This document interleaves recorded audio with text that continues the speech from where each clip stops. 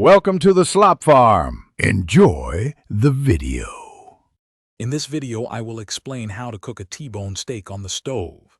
First, select a quality T-bone steak with good marbling for the best flavor and tenderness.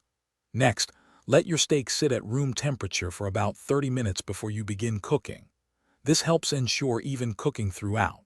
Then, pat the steak completely dry with paper towels to achieve that perfect crust.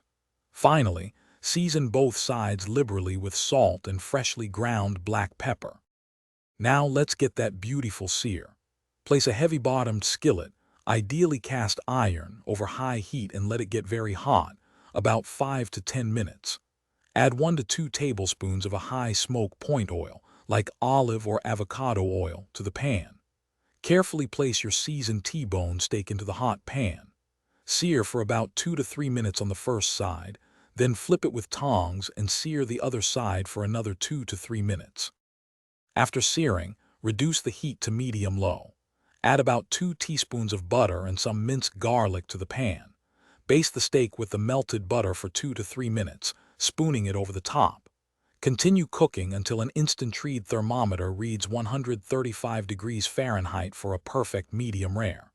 Remove the steak from the pan and let it rest, loosely tinted with foil, for 5 to 10 minutes. This allows the juices to redistribute. For consistently great results, always use an instant-read meat thermometer to check for your desired doneness.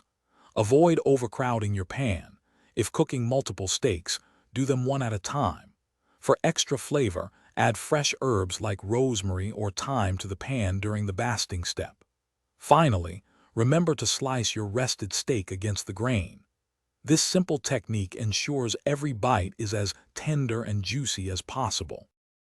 Thanks for watching. Consider subscribing if we helped you today.